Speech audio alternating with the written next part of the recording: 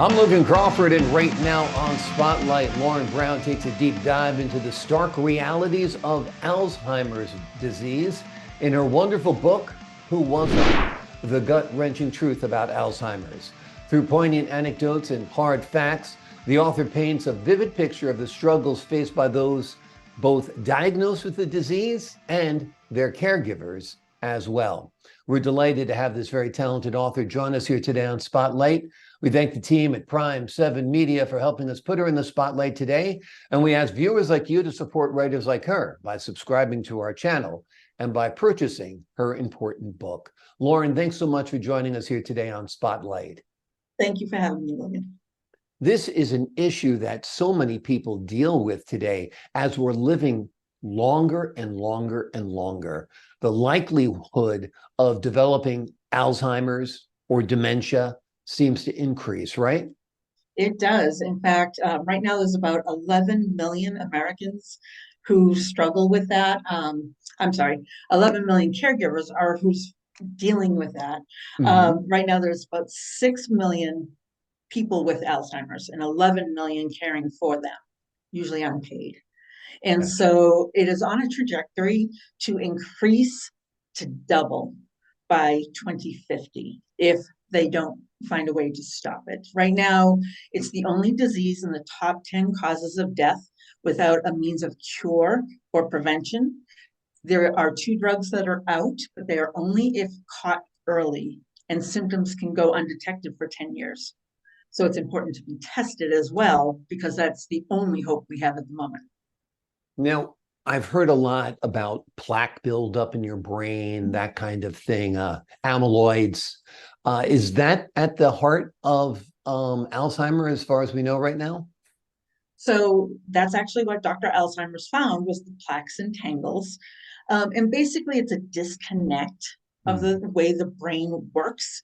The example that I like to use with Alzheimer's, which is different than dementia. Dementia is the overarching umbrella. So it's like playing Pac-Man and taking the most recent memories, working your way to the end. So although people can remember when they were a child, they don't need to be treated like a child. They don't need to, hey, what's a cow saying? But they will remember those memories because they just dissolve. Yeah. So their short-term memory seems to go first, and Correct. they seem to retain their long-term memory. Correct. Yeah. Tell us a little bit about your background and your interest in the disease. I really only had a peripheral exposure with my father-in-law who had dementia. And at a wedding, I noticed how his daughter would treat him and how he would respond. So he didn't know who she was, but he had this really tense whatever. And I hadn't seen him, so I wasn't surprised that he had a reaction. But then he danced with his granddaughter, and proud as can be, biggest smile on his face. And he didn't remember her either, but he knew how she made him feel. Right. And so that's really started piquing my interest. Then I started working in a care facility as the chaplain. And so I got to see the caregivers as well as the residents. And I needed to pick a topic for my dissertation. And I chose to focus on what the caregivers go through because there's no research on it for Alzheimer's caregivers, very minimal, because it's a whole different animal than everyone else. And it's really tough on caregivers because you're dealing with someone who is paranoid at times, agitated at times, doesn't recognize you, forgetful. I mean, I have family members who have Alzheimer's, and it's very, very difficult. I mean, for me, I've noticed paranoia as a manifestation of it. They feel people are taking things from them or stealing things from them, and they become combative because of that. It's really a heartbreaking disease. And the person who's catching the brunt of it is often the caregiver, whether that's a family member or a hired staff member, right? Right. And the problem is what happened 5 minutes ago may not be the same thing that happens 5 minutes, 5 days, 5 weeks. So Yeah. it's constantly changing. So they never know what they're in for. Mm. Okay? And sometimes they remember the person, but as it continues to deteriorate, they have no idea who the person is. Yeah. So I spoke with one of our congressmen on a town hall meeting, and he said, I finally went and saw my grandfather, and my grandfather said, it's about time you got here. And I was so touched that he remembered, till Mm. Grandpa said, you're the best nurse in here. He Yeah, had no idea who he was. I know. It's tough. It's tough because it's, for the people who are dealing with it, it's just, that's their mother, but their mother doesn't remember them. And their mother is the one who's screaming. And it's just torture. Um, and so what's your best advice for people who are dealing with a parent or a loved one with Alzheimer's and getting the brunt of the negative emotions? Don't go at it alone. Mm. So as I spoke with the 10 women and we started sharing what I could from the dissertation, they said, I had no idea other people dealt with this. Yeah. And so the problem is mental health stigma very much thrives. Then there's ageism. And so that's an issue for the people they're with, they're caring for. But then if they go out in public and that person misbehaves, now the caregiver is utterly embarrassed. Mm-hmm. And often other people put their own 2 cents in. Yeah. And so one of the things that I've been working to do is to do Alzheimer's simulations to help people understand that empathy part. So for the caregivers, right, they can't go at it alone. Caregivers statistically have a higher cause of death than caring for such a stressful situation. Mm-hmm. Okay. And so you can't go at it alone, and you have to have support of those people who are going through it. So I've had people say, you know what, my dad died from cancer, my mother is dying from Alzheimer's. Dad always knew who I was. Yeah. And so connect with people with Alzheimer's. Alzheimer's Association has lots of resources. There are so many agencies that do support groups. Go to every one of them. Okay, just go. Don't hide. Mm-hmm. Okay, because it's worse, and you need to talk to people. Yeah. The Alzheimer's simulation is interesting. I was preparing for this interview today. I read some of your notes about it, and they were about goggles that are scratched and gardening gloves that are stiff and so forth. Tell us a little bit about what the simulation entails. So we actually have 6, but the one that I'm hoping you'll do today with us is you write your alphabet. That's not very difficult. Right. Right. And so as we go through the different steps, it mimics the deterioration of Alzheimer's. Mm. And so my favorite story for that is had a young 20-ish year old girl was like, my father has Alzheimer's. Hey, why don't you do some simulations? Yeah. So by the time she got to her second one, she just cried. Mm. She's like, I understand why he's so grouchy and why he's so frustrated. Yeah. And that, just to have that empathy portrayed to others. Okay. And so that's what the simulations do. Many people say, oh my gosh, do I have Alzheimer's? No, but I want you to feel like what it is to have it. Yeah. Because Yeah. then you're more likely to understand and be patient. I Right. love doing with students, with kids, because they actually have more empathy than adults. Right. And so when they come like, hey, that's what grandma has, like, oh, okay, I understand. Yeah. And so we do all ages, and it's Yeah. important that Well, people understand it. It's not well, just forgetfulness. yeah. Yeah. Well, trying to say your alphabet backwards would be absolutely impossible for me. So So I you're can, very lucky. It's I just can, forward. I can say it backwards. right. So So you want me to say it forward now? are we going to do it now? No, whatever you want to do. Yeah. Okay. Well, do you have your paraphernalia in front I of you? don't have any paraphernalia with me, unfortunately. Oh, okay. But So we then, can discuss how it is performed, though. So you have people do the alphabet, so they and write their alphabet with their dominant hand. And we right, talk about how much effort was that? Not at all. right, Okay. And then we have them write with their non-dominant hand. right. And that's when they're always, oh, I can't do that. How do I do this? What? And Right. that's when they panic. And we just say, don't worry, it gets worse. Yeah, So, exactly, exactly. and So, and then, it, go ahead. go ahead. No, I was saying it is a progressive disease. So that kind of goes along with the progression of it getting worse and harder and more difficult and struggling. And so this, I think the simulations are great because they do give and create empathy for the person who's suffering with it. Um, So there's two more stages in that simulation, though. Go ahead. So then we will take the gloves, and when we do them with Velcro, but we're going to Mhm, do them with tape. So we tape these fingers together at the knuckles of the mhm. non-dominant hand, and they try to write their alphabet again. Right, So now not only are they thinking about what they're writing and how to write it, but now their body isn't working as well as they expect it to. right. Then we add goggles. And Mm, so you can do them scratched. We actually do them with paint. So mhm. silver paint and glue and sponge paint it so you can see dots through it. Yeah, And so we've come to realize that that's why people don't pay their bills. They can't see it. right. Okay. And so when we've done that one, pay your bill, they're like, this paper is plain white. There's nothing on it. They take the goggles Right, off and go, it's a full bill. right. Yeah. Yeah, the struggles are very real, very real.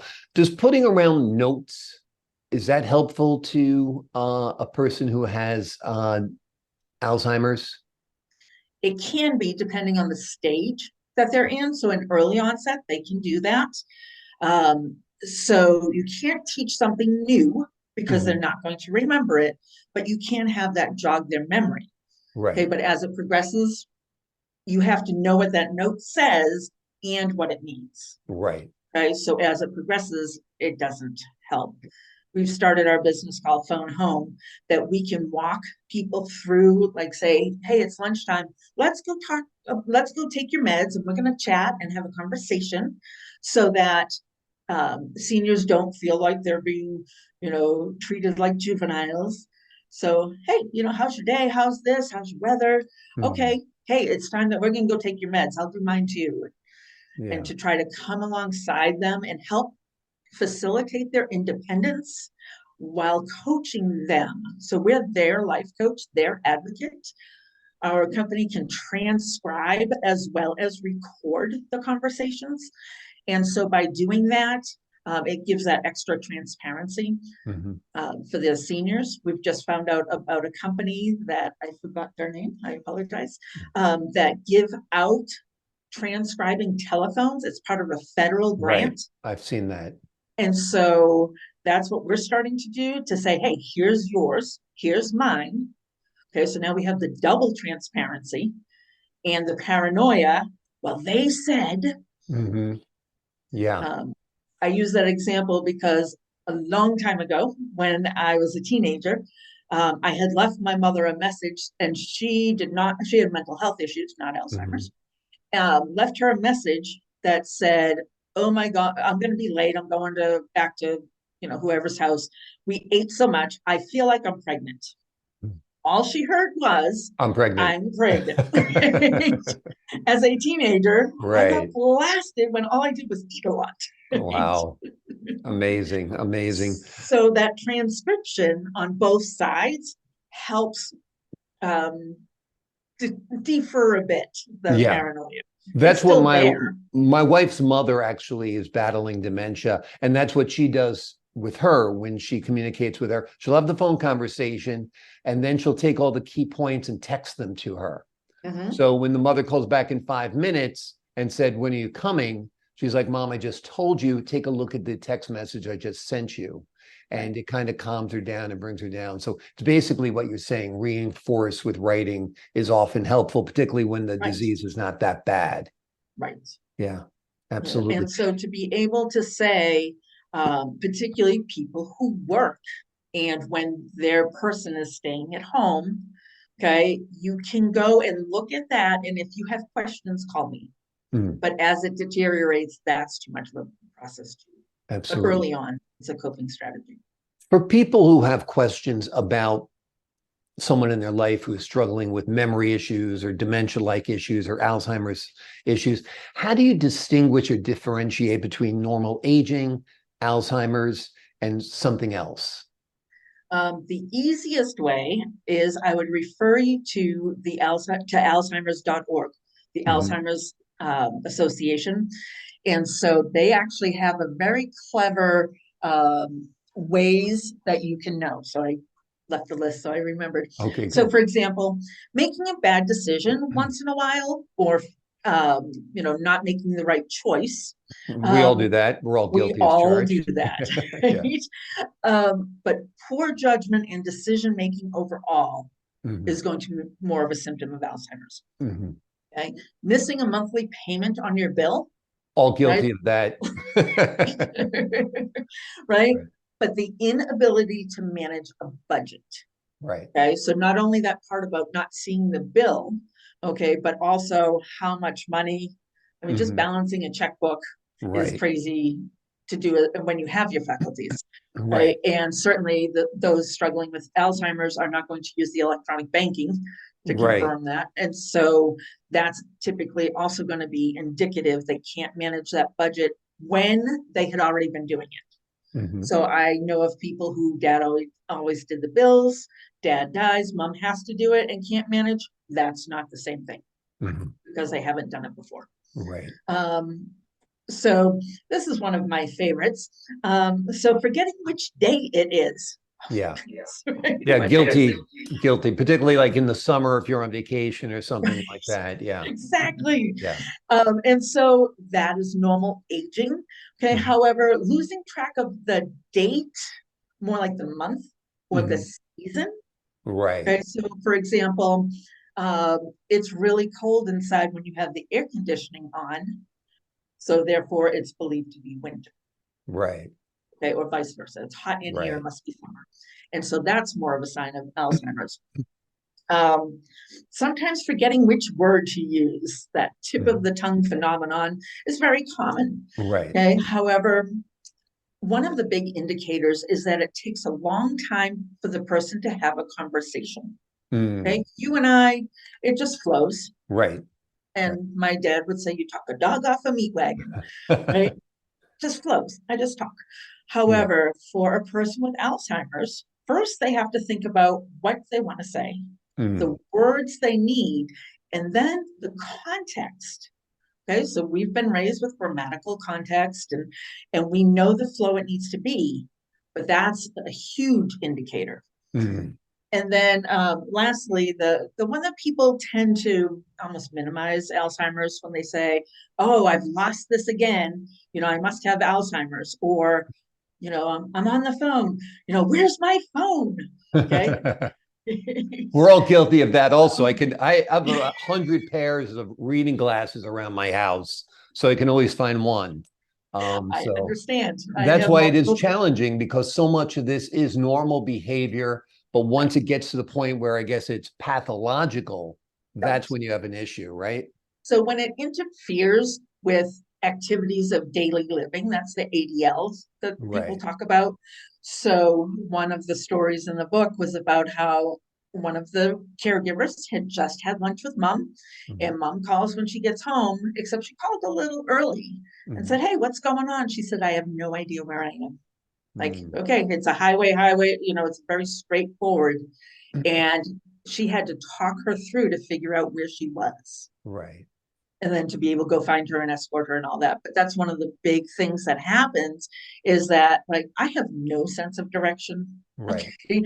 Massachusetts roads were cow Oh paths, yeah. so north, south, Worse. east, west at the same time. So Yeah. don't give me compass things. I don't get it. Okay. But you've traveled this straight road every time and you don't know where you are. Right. Okay. And Exactly. so that's going to be the biggest indicator as well. Let's focus on your book for a little bit. Okay. Why did you decide to write it? Who is it addressed to, and how do you think it'll help them? So I wrote it because I had written the dissertation and Mhm. 142 pages of scientific stuff. I didn't want to read it, so nobody else does either. Um, but I thought the stories needed to be told Hmm. in part to honor those who care for these people, but in part because I think our healthcare system fails to recognize what is going on. Mm. Okay, that I have heard of healthcare staff that just remember, I just told you, no, no, you need to understand this. Or when the caregiver goes and says, hey, look it, I need this really ridiculous request. Because sometimes you just need that ridiculous request. Yeah, Okay, so if you have toddlers, right, sometimes, if you cut the sandwich the wrong way, it's life ending for them. Right? exactly. But that's similar.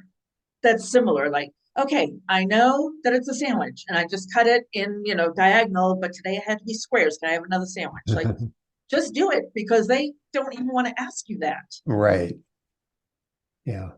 And so the Yeah. primary thing is for other people to understand how to handle the caregivers. I think Mm. we're doing a much better job understanding Alzheimer's people living with this, but their caregivers are a whole different breed.